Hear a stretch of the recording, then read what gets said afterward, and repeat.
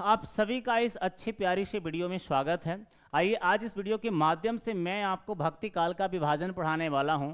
आप सभी जानते हैं कि हिंदी साहित्य को 3 काल खंडों में बांटा गया, जिसमें पहला आदि काल है, दूसरा अपना मध्य काल है और मध्य काल को ही भक्ति काल कहा गया है। उसके बाद रीति काल है और रीति काल को आधुनिक काल कहा गया है। तो यहाँ पर भक्ति काल का विभाजन मैं आपको पढ़ाने वाला हूँ और जैसा कि मैं बता रहा हूँ आपको मात्र एक लाइन में जो है भक्ति काल, एक लाइन में आपको भक्ति काल पढ़ा दूंगा, भक्ति काल का विभाजन बता दूंगा। लेकिन चलिए सबसे पहले हम लोग लॉन्ग मेथड देखते हैं और उसके बाद शॉर्ट मेथड भी देखेंगे मात्र एक लाइन में। चलिए तो भक्ति काल का विभाजन करने के लिए सबसे पहले हम याद करेंगे रामचंद्र शुक्ल को, चूंकि रामचंद्र शुक्ल के अनुसार ही जो है भक्ति काल का विभाजन किया गया है बच्चा जी, और वो भी 1375 से 1700 ईस्वी को है ना भक्ति काल कहा गया है। कहीं कहीं आपको 1350 से 1650 में मिल जाएगा, इसके लिए आपको कोई ऐतराज़ नहीं होना चाहिए। भक्ति काल के कुछ कवियों का यहाँ पे मैं चित्र दिया हूँ, इनको देख करके पहचानिए कि कौन है। पहला ये आप देख रहे हैं, ये संत कबीर हैं। उसके बाद में ये अपना गुरु नानक हैं, रैदास जी हैं, और ये मलिक मोहम्मद जायसी जी हैं, तुलसीदास हैं यहाँ पर, ये रहे अपना नावादास जी, यहाँ पर हैं सूरदास जी, ये हैं मीराबाई, और ये हैं रहीम, और यहाँ पर हैं अपना रामानंद। तो ये सब भक्ति काल के कुछ प्रख्यात कवि हुए हैं जिन्होंने अपनी रचनाओं से भक्ति काल को सुशोभित किया है। आगे बढ़ते हैं, भक्ति काल को देखते हैं आगे चल करके कि भक्ति काल को सबसे पहले तो 2 भागों में बांटा गया है। पहला है अपना निर्गुण काव्य धारा, दूसरा है अपना सगुण काव्य धारा। आराम आराम से समझने की कोशिश करिएगा, एक बार में आपको सब कुछ याद हो जाएगा, इसका पूरी गारंटी है। चलिए, निर्गुण काव्य धारा का मतलब यहाँ पर इसमें जो भी कवि हुए हैं या जिन्होंने निर्गुण काव्य धारा को अपना दैव मुक्ति का मार्ग अपनाया, उसमें इन्होंने ना ज्ञान को अपना आधार बनाया। तो निर्गुण जो होता है वो ये बाह्य आडंबरों से अलग हट कर करके ये सब जो है ना ज्ञान पर जो है अपना ज़्यादा जोर दिया, ज्ञान को आधार बनाया मोक्ष की प्राप्ति के लिए, मुक्ति पाने के लिए। आगे बात करते हैं यहाँ पर, तो निर्गुण काव्य धारा को भी फिर से 2 भागों में बांटा गया है, जिसमें एक अपना जो है वो है ज्ञानाश्रय और दूसरा है अपना प्रेमाश्रय।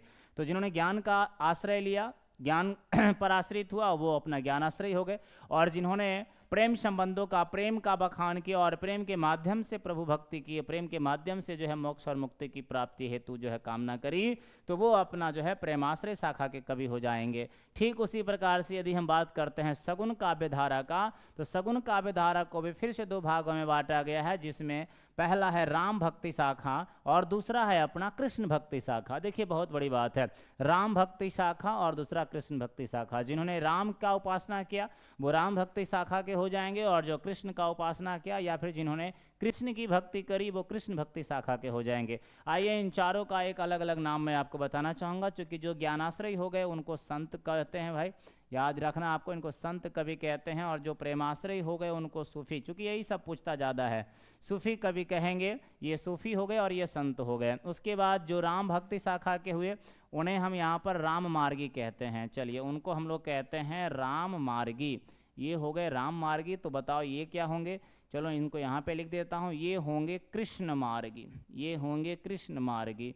तो इस तरह से राम मार्गी और कृष्ण मार्गी। तो यहाँ पर जो ज्ञानाश्रय शाखा के कवि होंगे उनको संत कवि कहेंगे, प्रेमाश्रय के जो होंगे उनको हम लोग सूफी कवि कहेंगे, जो राम भक्ति शाखा के कवि होंगे उनको हम राम मार्गी कहेंगे, और जो कृष्ण भक्ति शाखा के होंगे हम उन्हें कृष्ण मार्गी कहेंगे। तो चलिए हो गया। अब मैं इसका उदाहरण देख लेता हूँ, जो भाई संत कवि हुए हैं उसमें सबसे बड़ा नाम है अपना संत कबीर का, उसके बाद गुरु नानक का, रामानंद का, रैदास का। ये कुछ उदाहरण हैं जो ज्ञानाश्रय शाखा के कवि हैं उनका। आइए आगे बढ़ते हैं। यदि बात करेंगे हम लोग प्रेमाश्रय शाखा के कवि का, तो उसमें सबसे बड़ा नाम आता है मलिक मोहम्मद जायसी का। प्रेम के पीर का कवि हैं, जैसा कि आपको पता है क्लास 12th में का पहला काव्यखंड का पहला चैप्टर जो है वो है अपना कड़बक, जो लिखा गया है मलिक मोहम्मद जायसी के द्वारा और जो लिया गया है महाकाव्य पद्मावत से।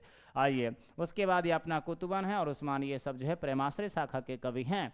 उसके बाद राम भक्ति शाखा के कवि की बात करेंगे तो सबसे पहला नाम आता है बच्चा, वो है तुलसीदास। और जैसे तुलसीदास का नाम आता है तो तुलसीदास की चौपाइयों में सबसे पहला चौपाई तो यही है कि मंगल भवना अमंगल हारी द्रवहुस दशरथ अजर बिहारी, राम सिया राम जय जय राम, राम सिया राम सिया राम, जय जय राम। तो ये है तुलसी की चौपाइयाँ। तो ये तुलसी जी हो गए, और उसके बाद नावादास हो गए जो राम भक्ति शाखा के हैं। चूँकि इन्होंने राम को अपना देवता, अपना इष्ट देव समझा और उनकी भक्ति करी, उनका उपासना किया। आइए आगे बढ़ते हैं और देखते हैं एक बार कृष्ण भक्ति शाखा के। कृष्ण भक्ति शाखा में अपने सूरदास हैं, मीराबाई हैं और रहीम हैं। और सूरदास की भी पंक्तियाँ, सूरदास की चौपाइयाँ जो है लिखा गया है कृष्ण के विषय में। कृष्ण के बाल लीलाओं का वर्णन किया है, बहुत ही मनोरम और बेहद तरीके से इन्होंने कृष्ण के बाल लीलाओं का वर्णन किया है। जिसमें एक लीला जिसमें वो माखन चोरी का आरोप लगता है कृष्ण के ऊपर, तब कृष्ण कहते हैं कि भोर भयो गैयन के पाछे, मधुबन मोहे पिठायो, चार पहर बन से बन भटके, शाम पर घर आयो, माया रे मोरी मैं नाही माखन खायो। तो ये सूरदास की रचना है। तो ये सब जो है कृष्ण मार्गी हुए, अर्थात कृष्ण भक्ति शाखा के कवि हुए। आप जैसा कि यहाँ भी देख रहे हैं, ये जो ज्ञानाश्रय शाखा के कवि कबीर जी हैं, ये कबीर जिन्होंने भाई कभी शिक्षा ग्रहण नहीं करी, एक अनपढ़ और शिक्षित इलिटरेट अपना कवि हैं संत कबीर जी। लेकिन इनका जो दोहा है, इनकी जो दोहे हैं, आप उन दोहा को ज़रा सा रूबरू हुए होंगे आप उनसे, तो कितना अच्छा और कितना बेहतर लगता है जहाँ ज्ञान की बातें करी गई है। तब उन्होंने कहा है, दुख में सुमिरन सब करे, सुख में करे न को, जो सुख में सुमिरन करे, तो दुख काहे होए कबीरा, तो दुख काहे हो। ये कहते हैं कबीर जी।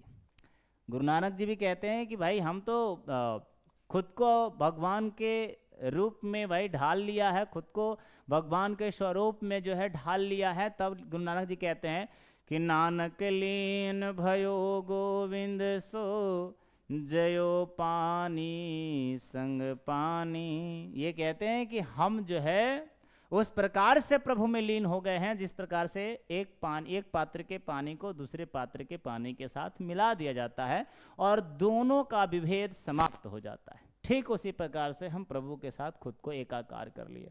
रैदास की भी कविता आपने सुनी है, पढ़ी है 9th क्लास में। प्रभु जी तुम दीपक हम बाती, जाकी ज्योत जरे दिन राती। प्रभु जी तुम मालिक हम दासा, ऐसी भक्ति करे रैदासा। ये रैदास।